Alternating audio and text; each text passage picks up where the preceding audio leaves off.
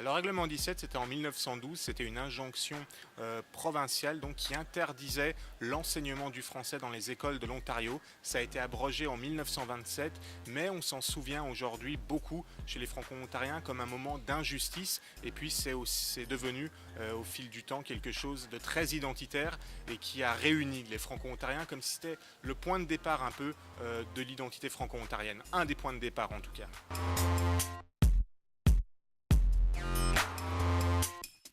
Le journal La Rotonde a un rôle important pour moi parce qu'on compte, il me semble, environ 40 000 étudiants sur le campus de l'Université d'Ottawa, mais on dit que 30% d'entre eux sont francophones. Donc c'est quand même un bassin de plus de 10 000 francophones que La Rotonde a à desservir. C'est pas rien. C'est par exemple la population de Timmins, la population francophone de Timmins, de Cornwall ou encore de Rockland, c'est beaucoup plus que Hearst, qui a par exemple 5000 francophones. Donc le rôle de la Rotonde est non seulement important en termes de nombre, mais aussi en termes d'enjeux. Beaucoup d'enjeux aujourd'hui sont le post-secondaire. On dit souvent aujourd'hui l'Ontario a la gestion des écoles secondaires, mais il manque tout le temps cette gestion post-secondaire. C'est tout le débat avec l'université franco-ontarienne qui probablement ouvrira à Toronto en 2020, mais par ricochet, c'est aussi un débat qu'on peut avoir à l'Université d'Ottawa. Les services en français, est-ce que l'offre est là? Est-ce que tous les cours sont en français? On sait que l'université est officiellement désignée depuis 2015, mais cette désignation, pour beaucoup, n'est pas suffisante.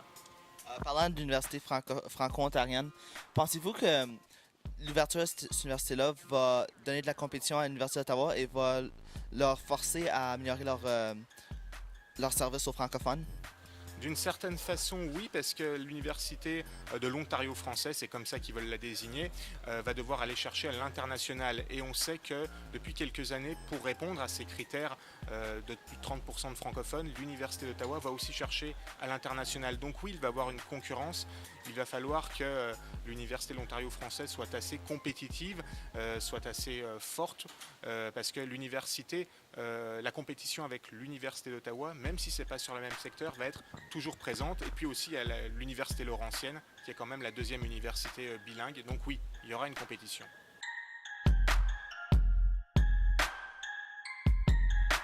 Les défis sont quand même assez importants.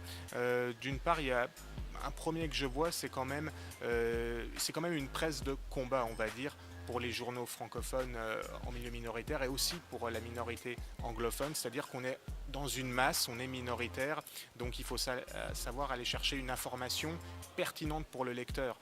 Il y a 1 million de francophones hors Québec et il y a une véritable appétence, une demande de ces francophones pour avoir de l'information en français. Quand je dis 1 million de francophones, c'est de langue maternelle. La FCFA vous dirait ils sont 2,7 millions. Bref, mais il y a une appétence, il y a une demande d'avoir de l'information en français. Je pense que ça doit être la même chose du côté de Montréal avec la minorité anglophone. Donc le défi, c'est vraiment de capter leur intérêt, savoir qu'est-ce qu'ils veulent. Est-ce qu'ils veulent des articles sur les services en français? Est-ce qu'ils veulent des articles, par exemple, qui vont traiter des enjeux postsecondaires et on va dire, de donner une information qui les intéresse, une information qui sort du cadre généraliste. Donc c'est ça qui est intéressant si on prend avec la lentille francophone.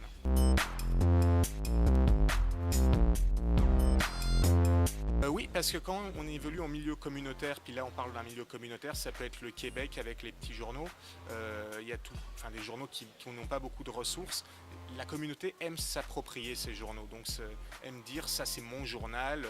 Par exemple, quelqu'un d'Embrun ou de Casselman va dire voilà, le Reflet, c'est mon journal, j'en suis fier.